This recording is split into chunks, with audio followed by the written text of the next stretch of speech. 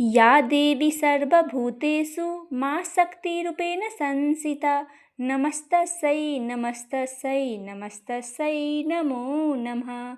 जय माता दी। माता रानी आप सभी भक्तजनों पर सदैव अपनी कृपा दृष्टि बनाए रखे। आज 16 जुलाई दिन गुरुवार आषाढ़ महीने की गुप्त नवरात्रि का दूसरा दिन है। आज 10 महाविद्याओं में से माँ के दूसरे स्वरूप माँ तारा की पूजा की जाती है। गुप्त नवरात्रि का हर दिन साधना और शक्ति का प्रतीक माना जाता है।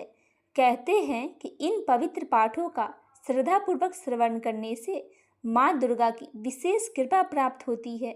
आइए आज सुनते हैं श्री दुर्गा सप्तशती से देवी कवच, अर्गला, कीलक और श्री दुर्गा सप्तशती का दूसरा और तीसरा अध्याय और साथ ही माता की आरती। माँ जगदम्बा का स्मरण करते हुए इस पाठ का शुभारंभ करते हैं। ओम चंडिका देवी को नमस्कार है। मार्कंडेय जी ने कहा, पितामह जो इस संसार में परम गोपनीय तथा मनुष्यों की सब प्रकार से रक्षा करने वाला है और जो अब तक आपने दूसरे किसी के सामने प्रकट नहीं किया हो, ऐसा कोई साधन मुझे बताइए। ब्रह्मा जी बोले, ब्राह्मण, ऐसा साधन तो एक देवी जी का कवच ही है जो गोपनीय से भी परम गोपनीय, पवित्र तथा संपूर्ण प्राणियों का उपकार करने वाला है। महामुनि, उसे श्रवण करो। देवी की 9 मूर्तियां हैं जिन्हें नव दुर्गा कहते हैं। उनके पृथक पृथक नाम बतलाए जाते हैं। प्रथम नाम शैलपुत्री, दूसरी मूर्ति का नाम ब्रह्मचारिणी है, तीसरा स्वरूप चंद्रघंटा के नाम से प्रसिद्ध है, चौथी मूर्ति को कूष्मांडा कहते हैं, पांचवी दुर्गा का नाम स्कंद माता है, देवी के छठे रूप को कात्यायनी कहते हैं, सातवां कालरात्रि और आठवां स्वरूप महागौरी के नाम से प्रसिद्ध है, नौवीं दुर्गा का नाम सिद्धिदात्री है। ये सब नाम सर्वज्ञ महात्मा वेद भगवान द्वारा ही प्रतिपादित हुए हैं। जो मनुष्य अग्नि में जल रहा हो, रणभूमि में शत्रुओं से घिर गया हो, विषम संकट में फंस गया हो तथा इस प्रकार से भय से आतुर होकर जो भगवती दुर्गा के शरण में प्राप्त हुए हो, उनका कभी कोई अमंगल नहीं होता और युद्ध के समय संकट पड़ने पर उनके ऊपर कोई विपत्ति दिखाई नहीं देती। उन्हें शोक, दुख और भय की प्राप्ति नहीं होती।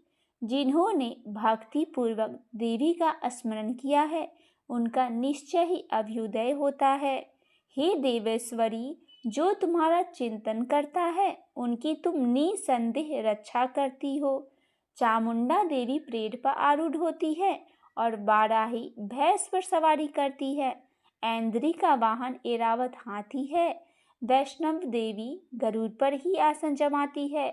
महेश्वरी वृष पर आरूढ़ होती है और कौमारी वाहन मयूर है।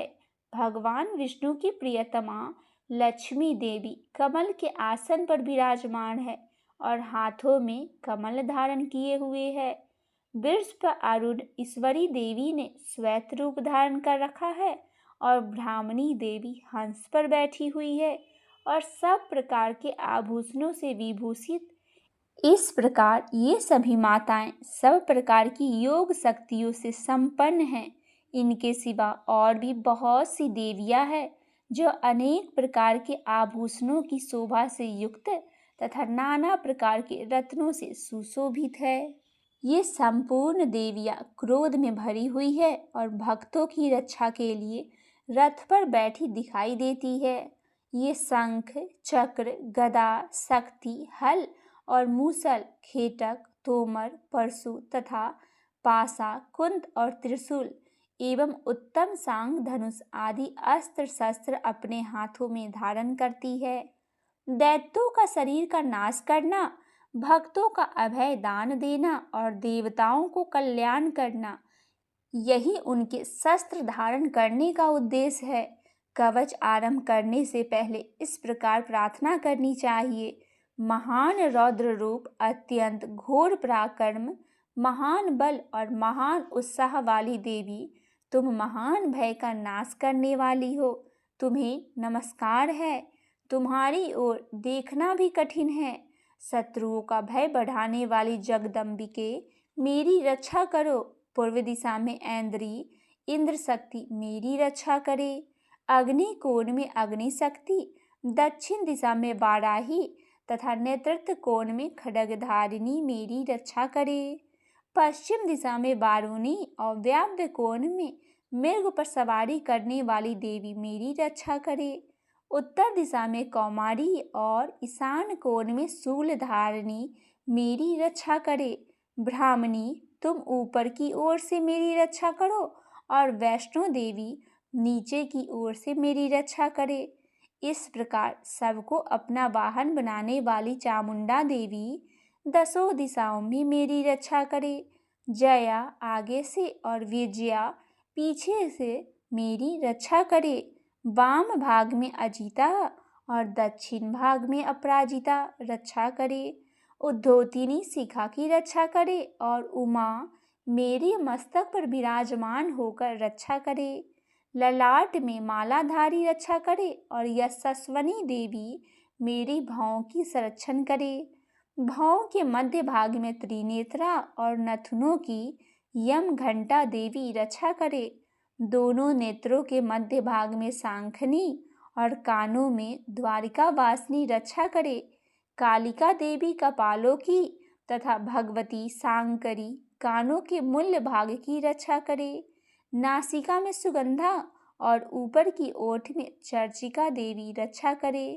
नीचे की ओठ में अमृतकला तथा जिह्वा में सरस्वती देवी रक्षा करे।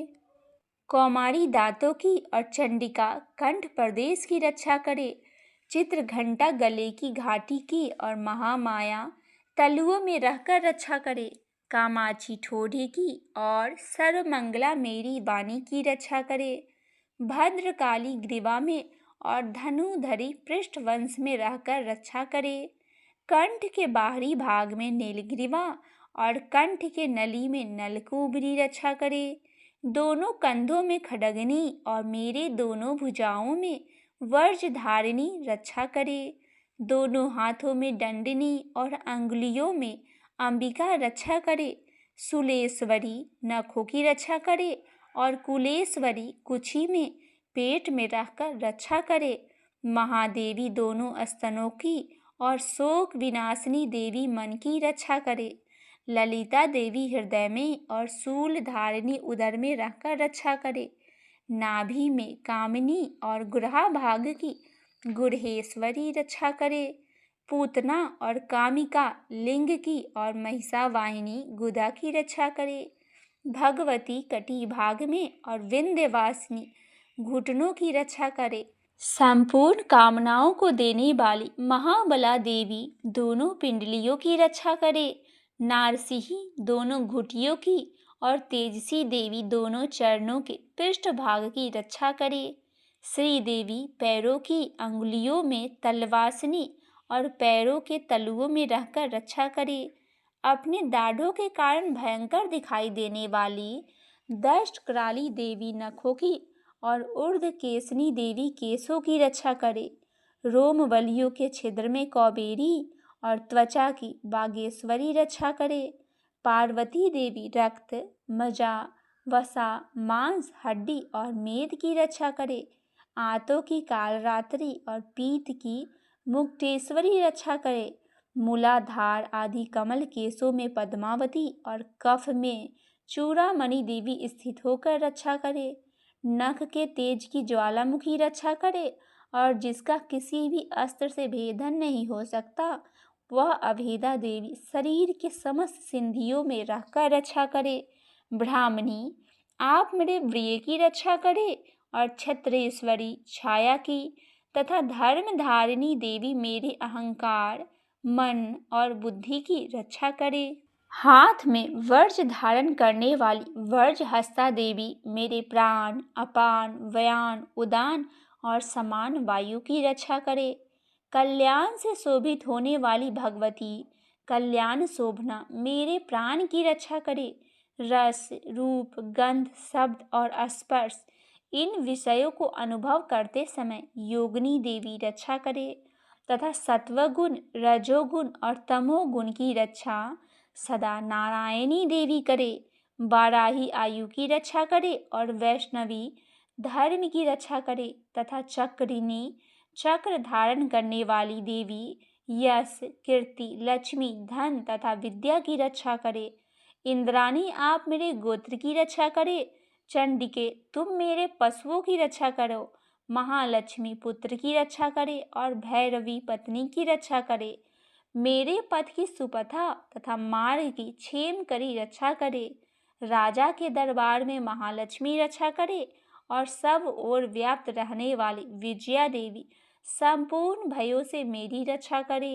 देवी जो स्थान कवच में नहीं कहा गया हो अतएव रक्षा से रहित है वह सब आपके द्वारा सुरक्षित हो, क्योंकि आप विजयशालिनी और पापनाशिनी हो। यदि अपने शरीर का भला चाहते हैं तो मनुष्य बिना कवच कहे एक पग भी ना जाए। कवच का पाठ करके ही यात्रा करे। कवच के द्वारा सब ओर से सुरक्षित मनुष्य जहाँ जहाँ भी जाता है वहाँ वहाँ उसे धन लाभ होता है तथा संपूर्ण कामनाओं की सिद्धि करने वाली विजय की प्राप्ति होती है। वह जिस जिस अवशिष्ट वस्तुओं का चिंतन करता है उसको निश्चय ही प्राप्त कर लेता है। वह पुरुष इस पृथ्वी पर तुलना रहित महान ऐश्वर्य का भागी होता है और कवच से सुरक्षित मनुष्य निर्भय हो जाता है। युद्ध में उसकी पराजय नहीं होती तथा वह तीनों लोक में पूजनीय होता है। देवी का यह कवच देवताओं के लिए भी दुर्लभ है। जो प्रतिदिन नियम पूर्वक तीनों संध्याओं के समय श्रद्धा के साथ इनका पाठ करता है उसे दैवी कला प्राप्त होती है तथा वह तीनों लोकों में कहीं भी पराजित नहीं होता। इतना ही नहीं, वह अब मृत्यु से रहित हो 100 से भी अधिक वर्षों तक जीवित रहता है। मकड़ी, चेचक और कोढ़ आदि उसकी संपूर्ण व्याधियां नष्ट हो जाती है। कनेर, भांग, अफीम, धतूरे आदि स्थावर विष, सांप और बिच्छू आदि के काटने से चढ़ा हुआ जख्म, विष तथा अहिफेन और तेल के संयोग आदि से बनने वाले कृत्रिम विष, ये सभी प्रकार के विष दूर हो जाते हैं, उनका कोई असर नहीं होता। इस पृथ्वी पर मारन, मोहन आदि जितने अभिचारिक प्रयोग होते हैं तथा इस प्रकार के जितने मंत्र यंत्र होते हैं वे सब इस कवच का हृदय में धारण कर लेने पर उस मनुष्य को देखते ही नष्ट हो जाते हैं।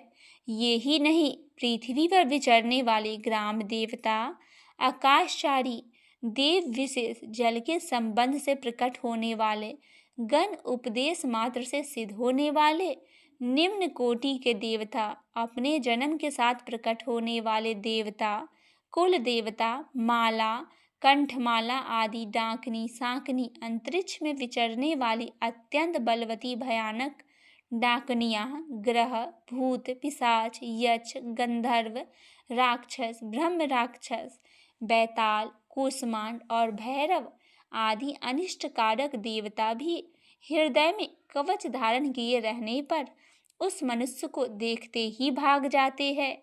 कवचधारी पुरुषों को राजा से सम्मान वृद्धि प्राप्त होती है। यह कवच मनुष्य के तेज की वृद्धि करने वाला और उत्तम है। कवच का पाठ करने पर पुरुष अपनी कृति से विभूषित भूतल पर अपने सुयश के साथ साथ वृद्धि को प्राप्त होता है। जो पहले कवच का पाठ करके उसके बाद सप्तशती चंडी का पाठ करता है उसकी जब तक वन, पर्वत और काननों सहित यह पृथ्वी टिकी रहती है तब तक यहाँ पुत्र, पौत्र आदि संतान परंपरा बनी रहती है। फिर देह का अंत होने पर वह पुरुष भगवती महामाया के प्रसाद से उसे नित्य परम पद को प्राप्त होता है, जो देवताओं के लिए भी दुर्लभ है। वह सुंदर दिव्य रूप धारण करता है और कल्याणमय शिव के साथ आनंद का भागी होता है। कवच का पाठ यहीं पे संपूर्ण होता है। अब आइए सुनते हैं अगला स्तोत्र। ओम चंडिका देवी को नमस्कार है। मार्कंडे जी ने कहा, जयंती मंगला काली भद्रकाली का पालनी, दुर्गा क्षमा शिवा धात्री और स्वाधा, इन नामों से प्रसिद्ध जगदम्बिके तुम्हें मेरा नमस्कार है। देवी चामुंडे तुम्हारी जय हो। संपूर्ण प्राणियों को पीड़ा हरने वाली देवी तुम्हारी जय हो। सब में व्याप्त रहने वाली देवी तुम्हारी जय हो। काल रात्रि तुम्हें नमस्कार हो। मधु और कैटभ को मारने वाली तथा ब्रह्मा जी को वरदान देने वाली देवी तुम्हें नमस्कार है। तुम मुझे रूप दो, आत्म स्वरूप का ज्ञान दो, जय दो, मोह पर विजय प्राप्त हो, यश दो और ज्ञान स्वरूप का प्रत्यक्ष दो। काम क्रोध आदि शत्रुओं का नाश करो। महिषासुर का नाश करने वाली तथा भक्तों को सुख देने वाली देवी तुम्हें नमस्कार है। तुम रूप दो, जय दो, यश दो और काम क्रोध आदि शत्रुओं का नाश करो। रक्त बीज का वध और चंड मुंड का विनाश करने वाली देवी तुम रूप दो, जय दो, यश दो और काम क्रोध आदि शत्रुओं का नाश करो। शुंभ और निशुंभ तथा ध्रुम लोचन का मर्दन करने वाली देवी तुम रूप दो, जय दो, यश दो और काम क्रोध आदि शत्रुओं का नाश करो।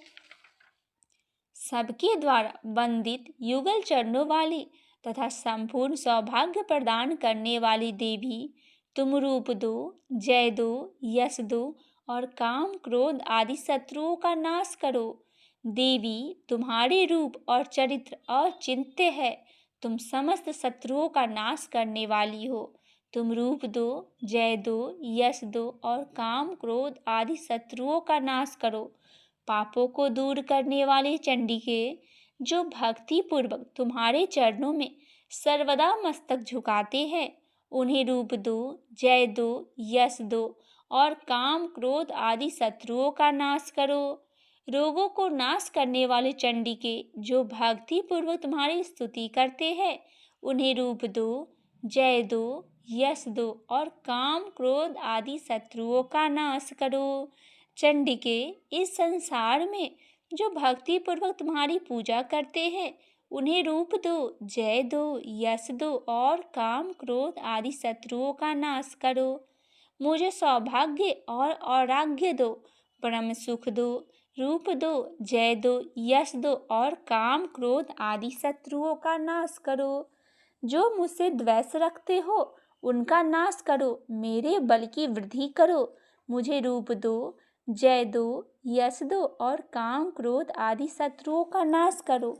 देवी, मेरा कल्याण करो। मुझे उत्तम संपत्ति प्रदान करो और मुझे रूप दो, जय दो, यश दो और काम क्रोध आदि शत्रुओं का नाश करो। अंबिके, देवता और असुर दोनों ही अपने माथे के मुकुट की मणियों को आपके चरणों में घींचते रहते हैं। आप रूप दो, जय दो, यश दो और काम क्रोध आदि शत्रुओं का नाश करो। तुम अपने भक्तजनों को विद्वान, यशस्वी और लक्ष्मीवान बनाओ तथा रूप दो, जय दो, यश दो और काम क्रोध आदि शत्रुओं का नाश करो। प्रचंड दैत्यों का दर्पदलन करने वाले चंडिके, मुझ शरणागत को रूप दो, जय दो, यश दो और काम क्रोध आदि शत्रुओं का नाश करो। चतुर्मुख ब्रह्मा जी द्वारा प्रशंसित चार भुजाधारिणी परमेश्वरी, मुझे रूप दो, जय दो, यश दो और काम क्रोध आदि शत्रुओं का नाश करो। देवी अंबिके, भगवान विष्णु नित्य निरंतर भक्ति पूर्वक आपकी स्तुति करते रहते हैं। आप रूप दो, जय दो, यश दो और काम क्रोध आदि शत्रुओं का नाश करो। हिमालय कन्या पार्वती के पति महादेव जी द्वारा प्रशंसित होने वाली परमेश्वरी, आप रूप दो, जय दो, यश दो और काम क्रोध आदि शत्रुओं का नाश करो। सच्चे पति इंद्र के द्वारा सद्भाव से पूजित होने वाली परमेश्वरी, आप रूप दो, जय दो, यश दो और काम क्रोध आदि शत्रुओं का नाश करो। प्रचंड भुजदंड वाली, दैत्यों को घमंड चूर करने वाली देवी, आप रूप दो, जय दो, यश दो और काम क्रोध आदि शत्रुओं का नाश करो। देवी अंबिके, आप अपने भक्तजनों को सदा असीम आनंद प्रदान करती रहती हो। मुझ शरणागत को रूप दो, जय दो, यश दो और काम क्रोध आदि शत्रुओं का नाश करो। मन की इच्छा के अनुसार चलने वाली मनोहर पत्नी प्रदान करो, जो दुर्गम संसार सागर से तारने वाली तथा उत्तम कुल में उत्पन्न हुई हो। जो मनुष्य इस स्तोत्र का पाठ करके सप्तशती रूपी महास्तोत्र का पाठ करता है, वह सप्तशती के जप संख्या से मिलने वाले श्रेष्ठ फल को प्राप्त होता है। साथ ही वह प्रचुर संपत्ति भी प्राप्त कर लेता है। इस प्रकार अर्गला स्तोत्र संपूर्ण होता है। अब हम सुने कीलक स्तोत्र। ओम चंडिका देवी को नमस्कार है। मार्कंडेय जी कहते हैं, विशुद्ध ज्ञान ही जिनका शरीर है, तीनों वेद ही जिनके 3 दिव्य नेत्र है, जो कल्याण प्राप्ति हेतु तथा अपने मस्तक पर अर्धचंद्र का मुकुट धारण करते हैं, उन भगवान शिव को नमस्कार है। मंत्रों को जो अभिकीलक है, अर्थात मंत्रों को सिद्धि में विघ्न उपस्थित करने वाले साप रूपी कीलक का जो निवारण करने वाला है, उस सप्तशती स्तोत्र को संपूर्ण रूप से जानना चाहिए और जानकर ही उनकी उपासना करनी चाहिए। यद्यपि सप्तशती के अतिरिक्त अन्य मंत्रों के जप में भी जो निरंतर लगा रहता है, वह भी कल्याण का भागी होता है। उसके भी उच्चाटन आदि कर्म सिद्ध होते हैं तथा उसे भी समस्त दुर्लभ वस्तुओं की प्राप्ति होती है। तथापि जो अन्य मंत्रों का जप न करके केवल इस सप्तशती स्तोत्र से ही देवी की स्तुति करते हैं, उन्हें स्तुति मात्र से ही सच्चिदानंद स्वरूपिणी देवी सिद्ध हो जाती है। उन्हें अपने कार्य के सिद्धि के लिए मंत्र, औषधि तथा अन्य कोई साधन की उपयोगी आवश्यकता नहीं रहती। बिना जप के ही उनके उच्चाटन आदि समस्त अभिचारिक कर्म सिद्ध हो जाते हैं। इतना ही नहीं, उनकी संपूर्ण अवशिष्ट वस्तुएं भी सिद्ध हो जाती है। लोगों के मन में यह शंका थी कि जब केवल सप्तशती की उपासना से अथवा सप्तशती को छोड़कर अन्य मंत्रों की उपासना से भी समान रूप से सब कार्य सिद्ध होते हैं, तब इनमें श्रेष्ठ कौन सा साधन है? लोगों की इस शंका को सामने रखकर भगवान शंकर ने अपने पास आए हुए जिज्ञासियों को समझाया कि यह सप्तशती नामक संपूर्ण स्रोत ही सर्वश्रेष्ठ एवं कल्याणमयी है। तदंतर भगवती चंडिका के सप्तशती नामक स्तोत्र को महादेव जी ने गुप्त कर दिया है। सप्तशती के पाठ से जो पुण्य प्राप्त होती है, उसकी कभी समाप्ति नहीं होती, किंतु अन्य मंत्रों के जप जन्य पुण्य की समाप्ति हो जाती है। अतः भगवान शिव ने अन्य मंत्रों की अपेक्षा जो सप्तशती की श्रेष्ठता का निर्णय किया, उसे भी यथार्थ जानना चाहिए। अन्य मंत्रों को जप करने वाला पुरुष भी यदि सप्तशती का स्तोत्र और जप का अनुष्ठान कर ले, तो वह भी पूर्ण रूप से कल्याण का भागी होता है। इसमें तनिक भी संदेह नहीं है। जो साधक कृष्ण पक्ष की चतुर्दशी अथवा अष्टमी को एकाग्रचित होकर भगवती के सेवा में अपना सर्वस्व समर्पित कर देता है और फिर उसे प्रसाद रूप से ग्रहण करता है, उसी पर भगवती प्रसन्न होती है, अन्यथा उनकी प्रसन्नता नहीं होती। इस प्रकार सिद्धि के प्रतिबंधक रूप कीलक द्वारा महादेव जी ने इस स्तोत्र को कीलित कर रखा है, जो पूर्वोक्त रीति से निष्कीलन करके इस सप्तशती स्तोत्र को प्रतिदिन स्पष्ट उच्चारण पूर्वक पाठ करता है, वह मनुष्य सिद्ध हो जाता है, वही देवी का पार्षद होता है और वही गंधर्व भी होता है। सर्वत्र विचरते रहने पर भी इस संसार में उसे कहीं भी भय नहीं होता। वह अपमृत्यु के बस में नहीं पड़ता तथा देह त्यागने के अनंतर मोक्ष प्राप्त कर लेता है। अतः कीलन को जानकर उसका परिहार करके ही सप्तशती पाठ आरंभ करे। जो ऐसा नहीं करता उसका नाश हो जाता है। इसीलिए कीलक और निष्कीलन का ज्ञान प्राप्त करने पर ही यह स्तोत्र निर्दोष होता है और विद्वान पुरुष इस निर्दोष स्तोत्र का ही पाठ करते हैं। स्त्रियों में जो कुछ भी सौभाग्य आदि दृष्टिगोचर होता है वह सब देवी के प्रसाद का ही फल है। अतः इस कल्याणमय स्तोत्र का सदा जप करना चाहिए। इस स्तोत्र का मंद स्वर से पाठ करने पे स्वल्प फल की प्राप्ति होती है और उच्च स्वर से पाठ करने पर पूर्ण फल की सिद्धि होती है। अतः उच्च स्वर से ही इसका पाठ आरंभ करना चाहिए। जिनके प्रसाद से ऐश्वर्य, सौभाग्य, औराग्य, संपत्ति, शत्रुनाश तथा ब्रह्म मोक्ष की भी सिद्धि होती है और उन कल्याणमय जगदम्बिका की स्तुति मनुष्य क्यों नहीं करते। इसी प्रकार कीलक स्तोत्र संपूर्ण होता है। आइए भक्तजनों, अब हम सुनते हैं श्री दुर्गा सप्तशती का दूसरा अध्याय। ओम मध्यम चरित्र के विष्णु ऋषि, महालक्ष्मी देवता, उष्णिक छंद, शाकांबरी शक्ति, दुर्गा बीज, वायु तत्व और यजुर्वेद स्वरूप है। श्री महालक्ष्मी की प्रसन्नता के लिए मध्यम चरित्र के पाठ में इसका विनियोग है। मैं कमल के आसन पर बैठी हुई हूँ।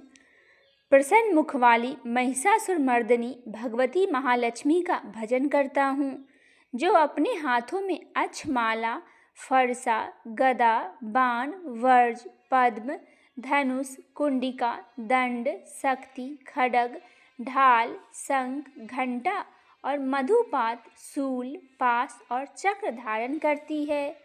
ऋषि कहते हैं, पूर्व काल में देवताओं और असुरों में पूरे 100 वर्षों तक घोर संग्राम युद्ध हुआ। उसमें असुरों के स्वामी महिषासुर था और देवताओं के नायक इंद्र थे। उस युद्ध में देवताओं की सेना महाबली असुरों से परास्त हो गई। संपूर्ण देवताओं को जीतकर महिषासुर इंद्र बन बैठा। तब प्रजापति देवता प्रजापति ब्रह्मा जी को आगे कर उस स्थान पर गए जहाँ भगवान शंकर और विष्णु विराजमान थे।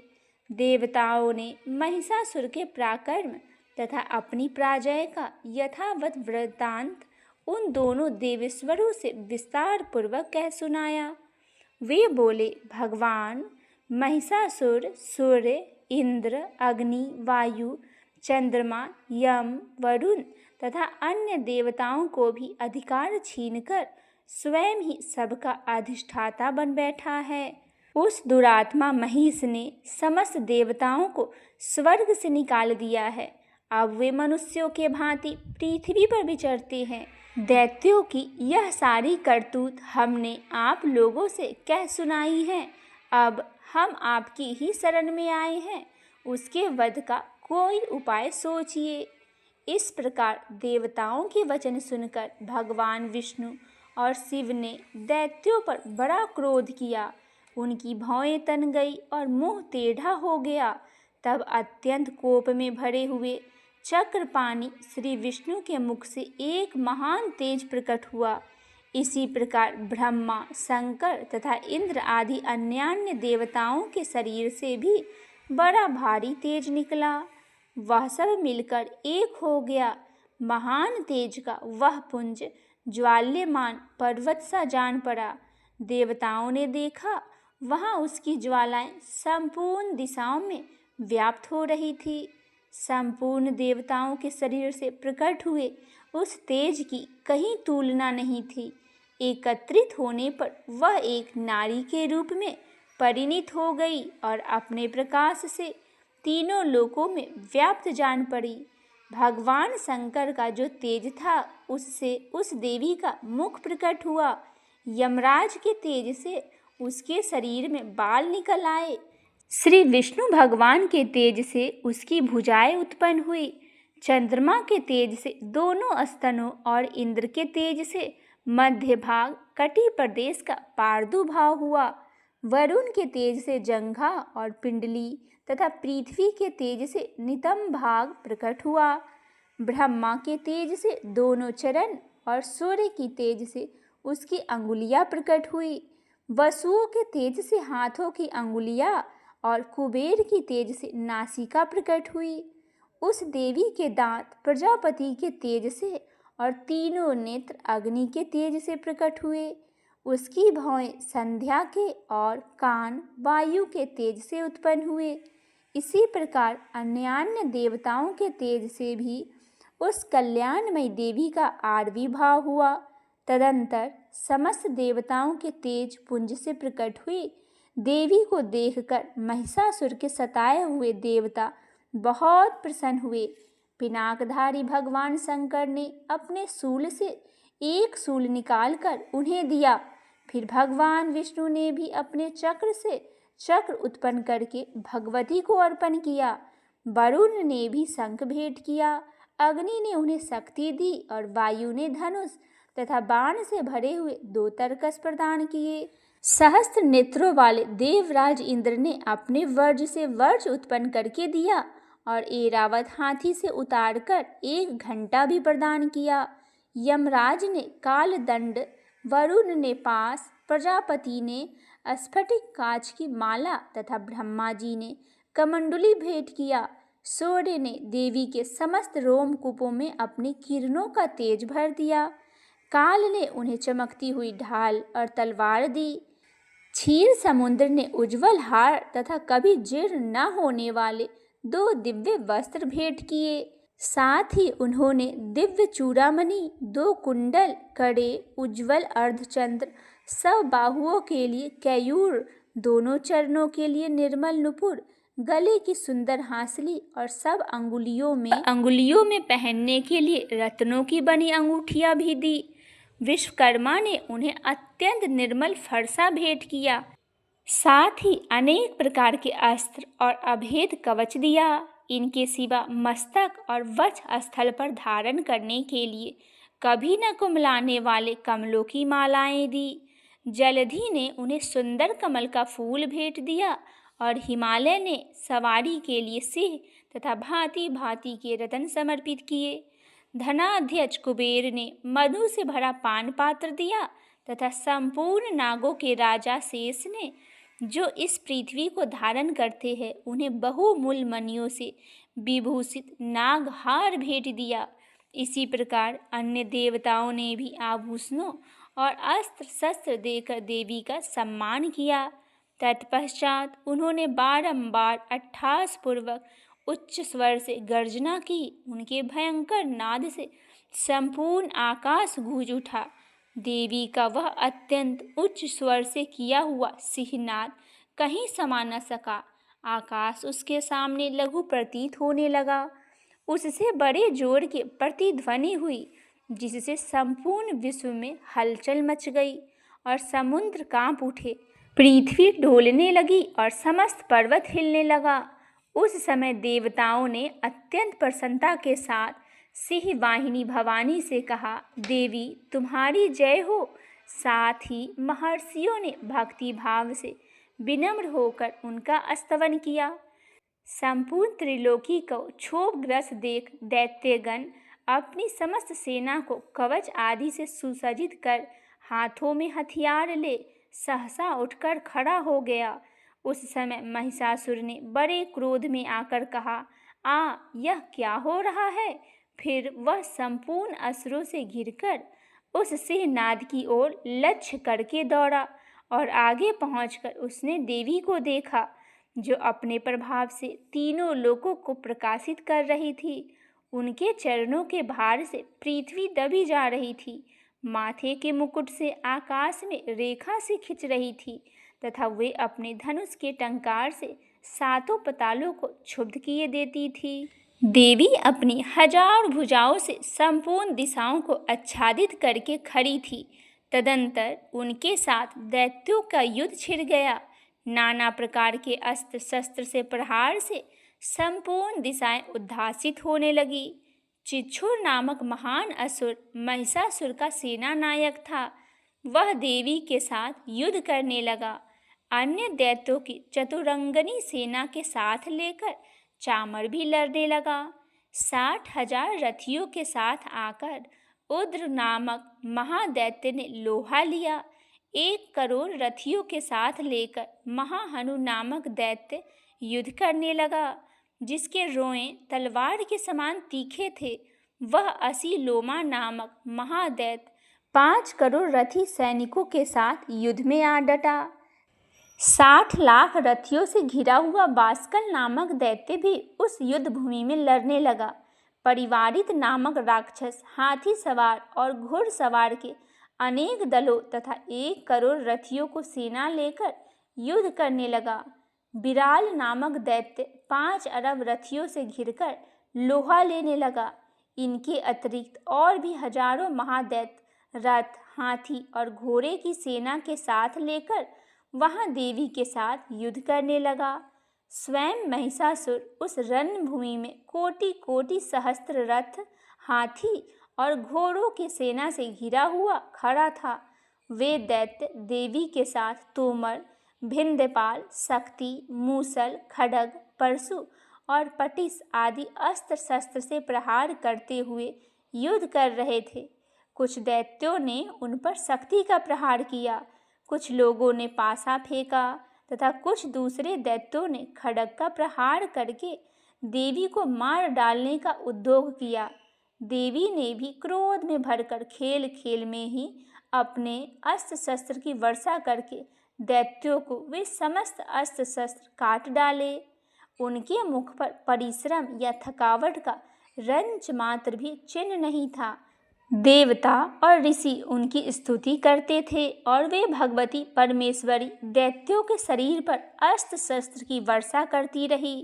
देवी का वाहन सिंह भी क्रोध में भरकर गर्दन के बालों को हिलाता हुआ असुरों की सेना में इस प्रकार विचरण करने लगा, मानो वनों में दावानल फैला रहा हो। रणभूमि में दैत्यों के साथ युद्ध करती हुई अंबिका देवी ने जितने निश्वास छोड़े, वे सभी तत्काल सैकड़ों हजारों गणों के रूप में प्रकट हो गए और परशु, भिंदपाल, खड्ग तथा पट्टिस आदि अस्त्रों द्वारा असुरों का सामना करने लगे।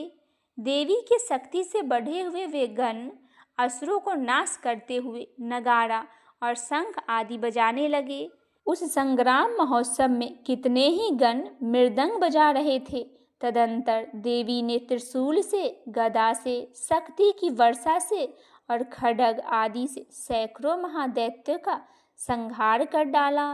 कितनों के घंटे के भयंकर नाद से मूर्छित करके मार गिराया। बहुत सारे दैत्यों को पासा से बांधकर धरती पर घसीटा और कितने ही दैत्य को उनकी तीखी तलवार से मार से 2-2 टुकड़े कर दिए।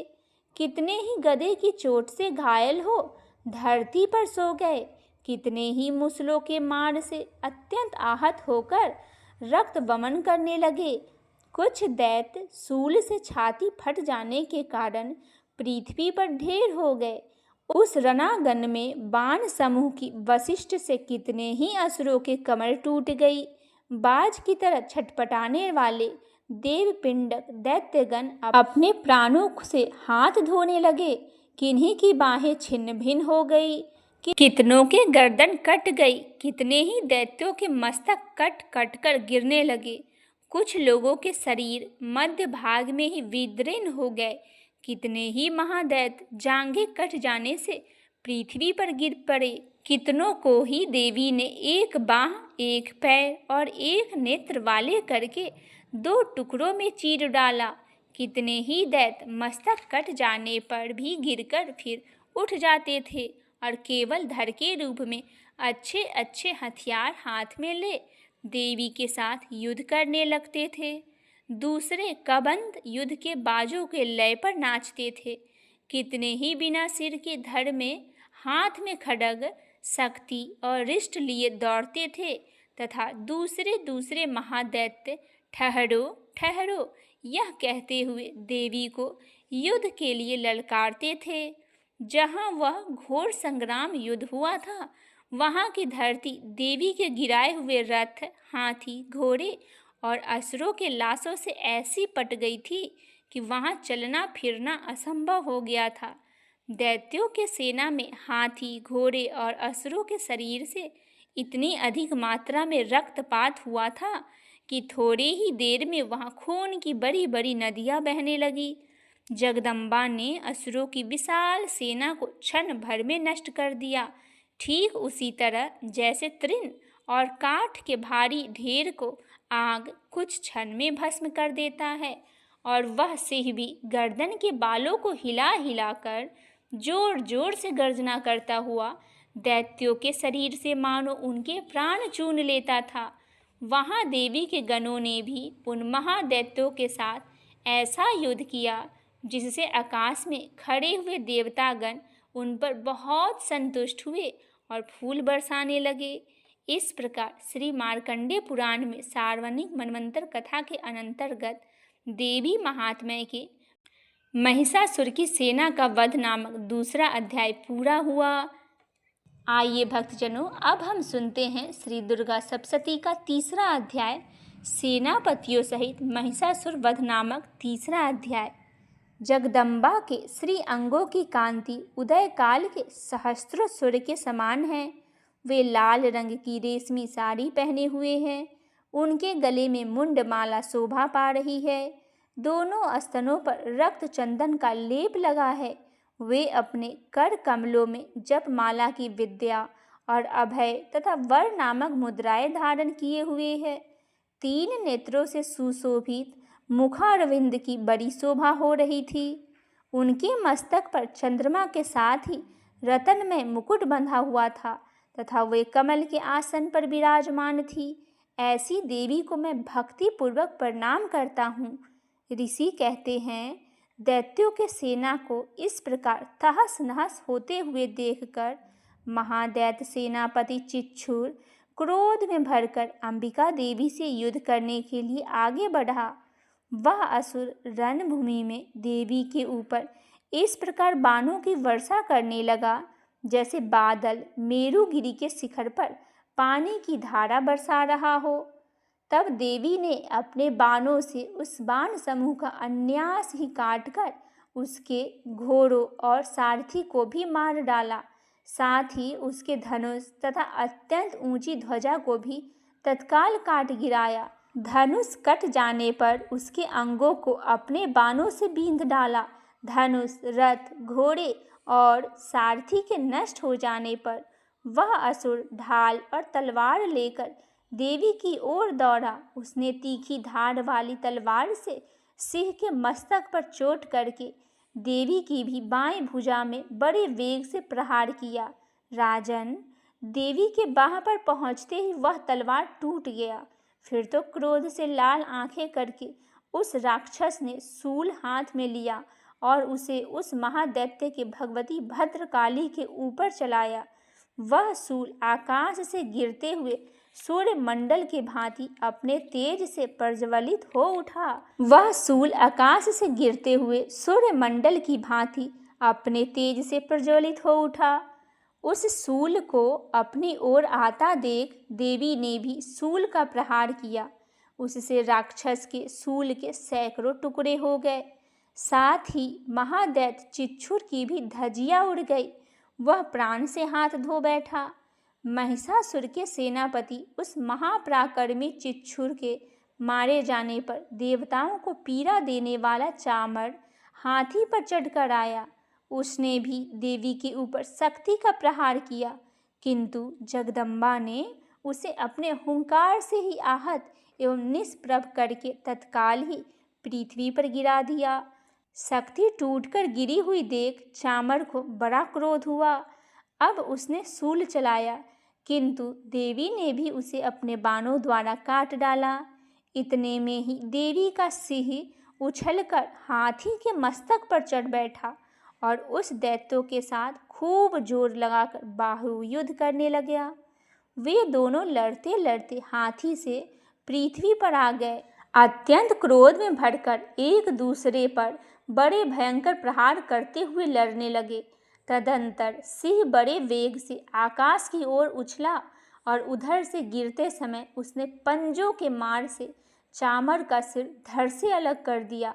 इसी प्रकार उदग्र भी शिला और वृक्ष आदि के मार खाकर रणभूमि में देवी के हाथ से मारा गया तथा कराल भी दांतों, मुक्कों और थप्पड़ों को चोट से धराशायी हो गया। क्रोध में भरी हुई देवी ने गदा के चोट से उद्धात का कचुम्बर निकाल दिया। भिंदपाल से बाष्कलों को तथा बाणों से ताम्र और अंधकों को मौत के घाट उतार दिया। 3 नेत्र वाली परमेश्वरी ने त्रिशूल से उग्रास्य, उग्रव्रिय तथा महाहनु नामक दैत्यों को मार डाला। तलवार की चोट से विराल के मस्तक को धड़ से काट गिराया। दुर्धुर और दुर्मुख इन दोनों को भी अपने बाणों से यमलोक भेज दिया।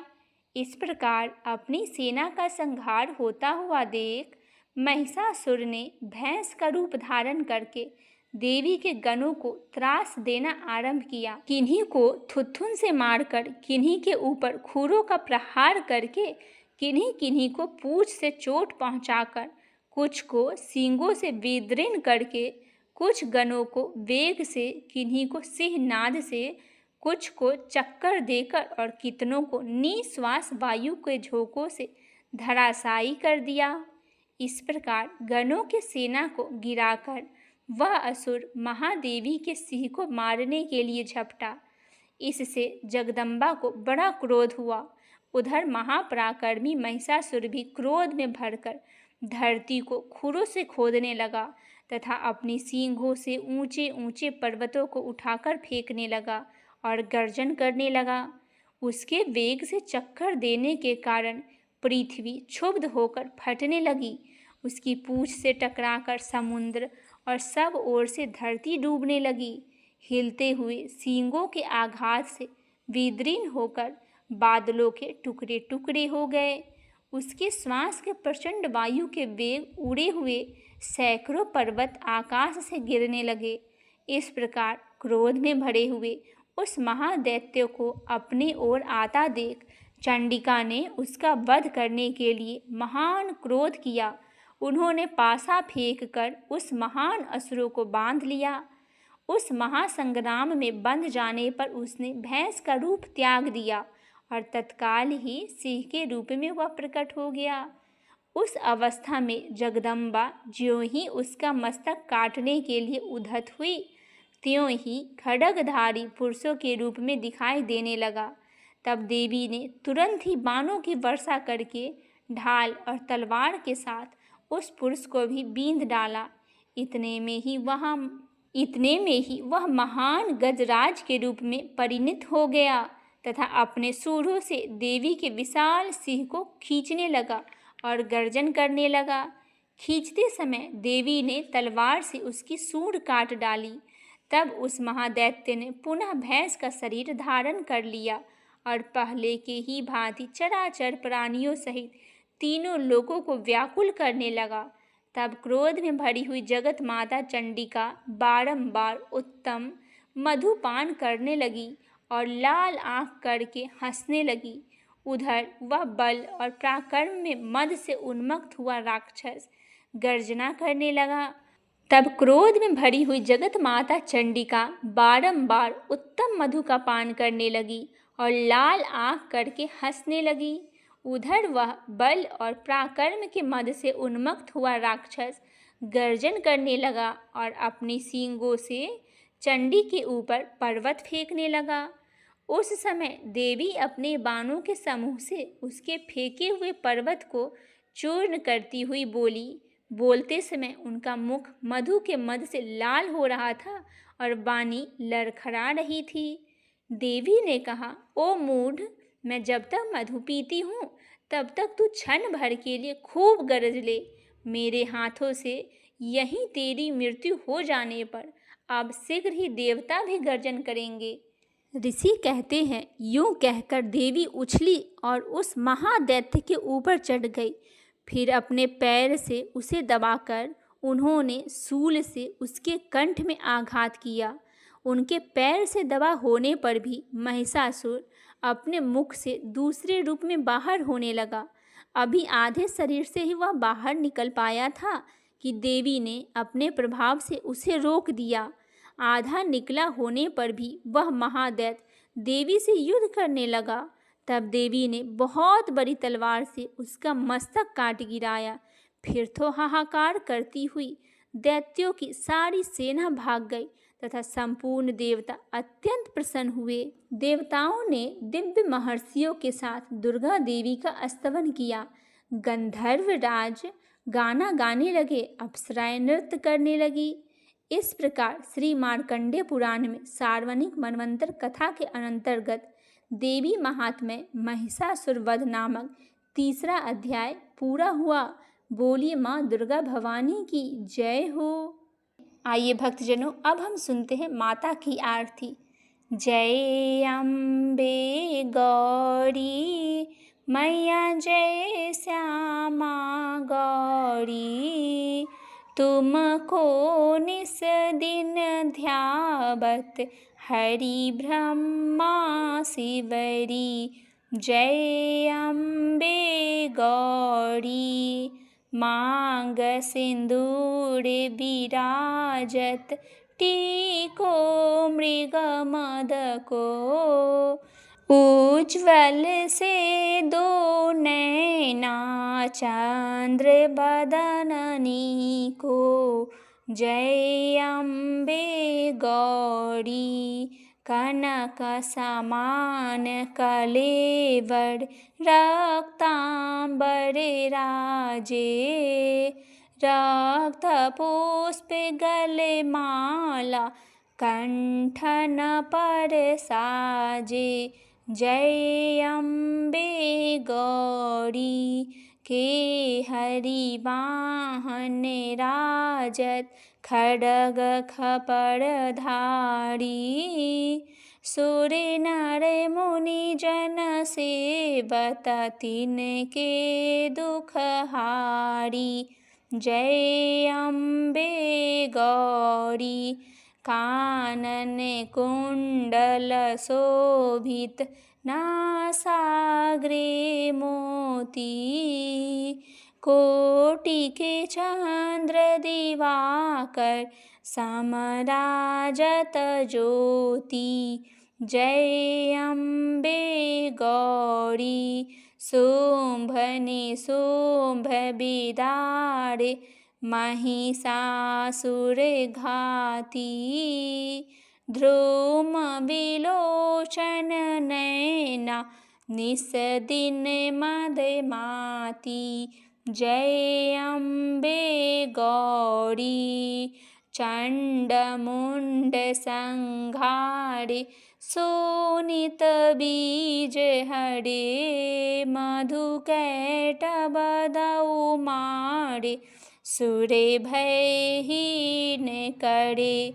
जय अम्बे गौरी ब्राह्मणी रुद्राणी, तुम कमला रानी, अगम निगम बखानी, तुम शिव पट रानी। जय अम्बे गौरी 64 योगनि गावत, नृत्य करत भैरो, बाजत ताल मृदंगा, अरु बाजत डमरू। जय अम्बे गौरी तुम ही जग की माता, तुम ही हो भरता, भक्तन के दुख हरता, सुख संपत्ति करता। जय अम्बे गौरी भुजाचार्य अति शोभित, वर मुद्राधारी, मनोवांछित फल पावत, सेवत नर नारी। जय अम्बे गौरी कंचन थाल बिराजत, अगर कपूर बाती, श्रीमाल के तुम राजत, कोटि रतन ज्योति। जय अम्बे गौरी श्री अम्बे जी की आरत जो कोई नर गावे, कहत शिवानंद स्वामी सुख संपत्ति पावे। जय अम्बे गौरी मैया, जय श्यामा गौरी मैया, जय दुख रे हरनी मैया, जय संकट हरनी मैया, जय मंगल करनी। प्रेम से बोली माँ शेरों वाली की जय हो। 10 महाविद्याओं की जय हो। माँ भगवती की जय हो।